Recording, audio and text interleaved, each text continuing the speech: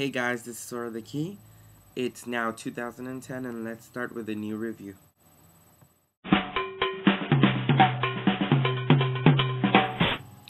So this time around I am going to review What If Spider-Man House of M.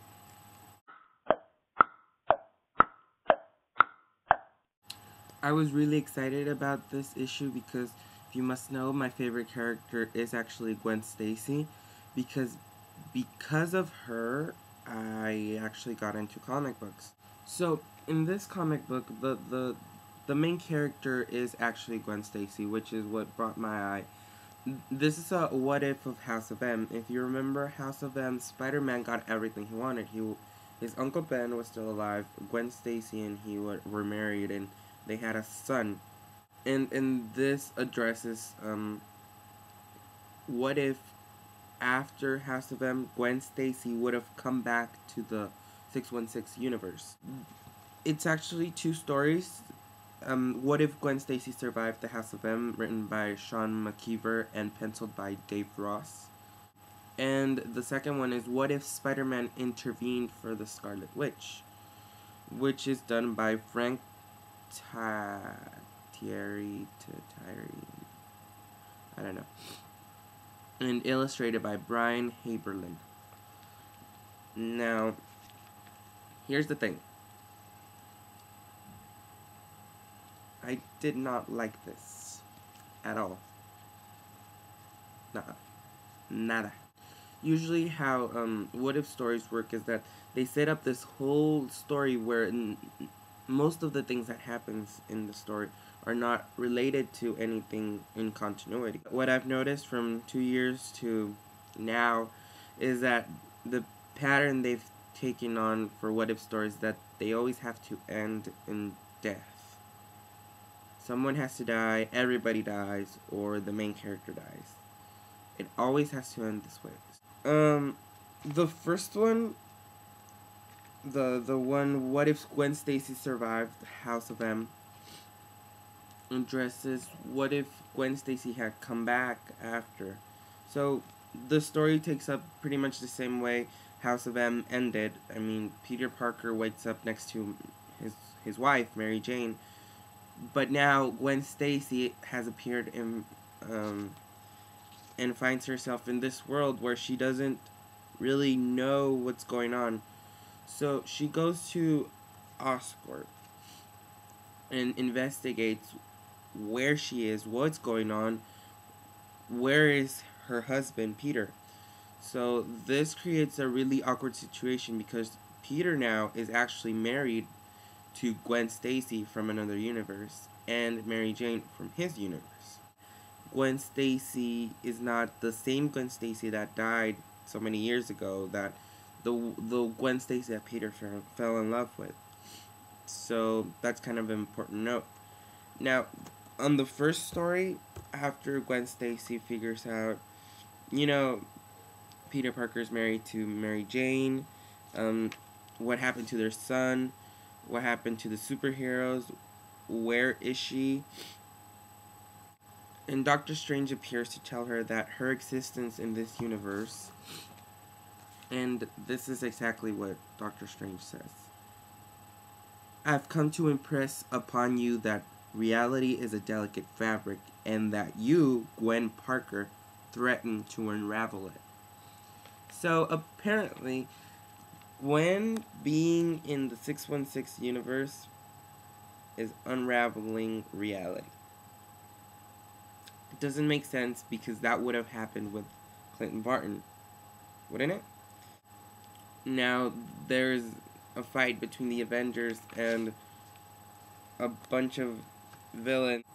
During that, Venom kills Aunt May and Jarvis. According to Doctor Strange, this is happening because of Gwen's existence in the universe.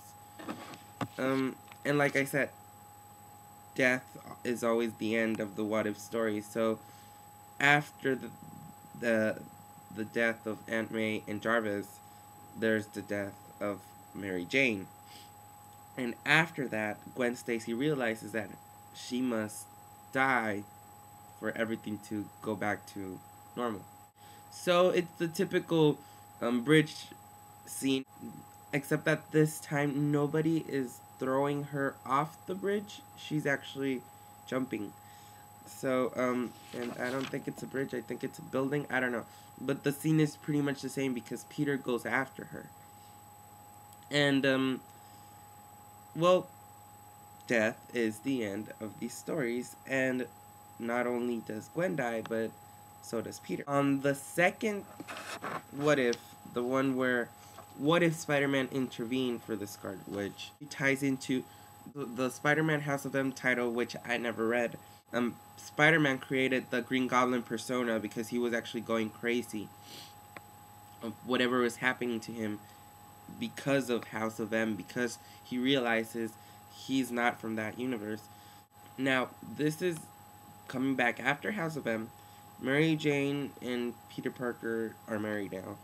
But the difference here is that Peter Parker invites Gwen Stacy and his son to dinner.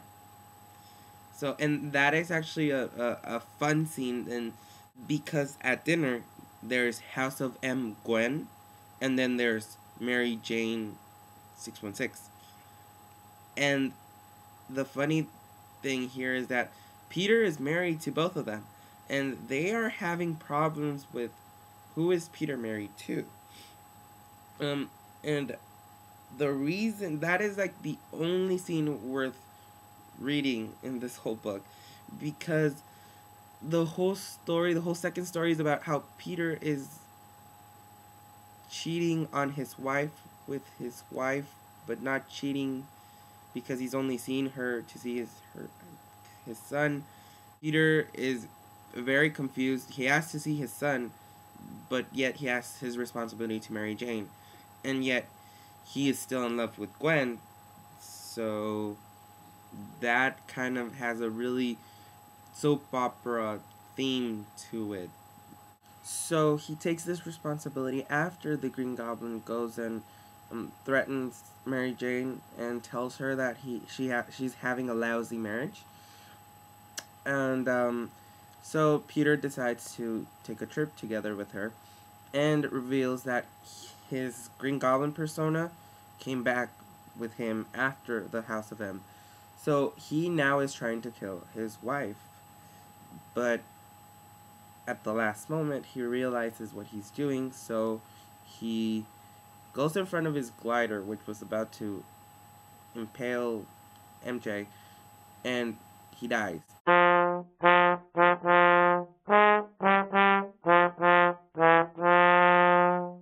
There are two things which actually made these two stories bearable. On the first story, the art is awesome. It's wonderful. It's beautiful. The artist is Dave Frost. It was painted by Dan Scott and Tom Fleming. So the art is beautiful because it's not a regular comic book art. And the second thing is that on the second story, the whole story is being narrated by somebody, which is Richie Parker, through a blog post he's gonna do, because he doesn't know what he's gonna do at the end now that he has figured out that he has inherited his dad's spider powers. So that cliffhanger was good enough for me to be bearable, and on the first one, although there was no cliffhanger, the art was amazing. Although it pains me to say it, I am gonna rate this comic book a 1.5 out of 5. And the reason I'm not saying a 1 is because the 0.5 was elevated by those two things. Do yourself a favor and save yourself $3.99 and go buy something else. So there you go. There's my first review of the year.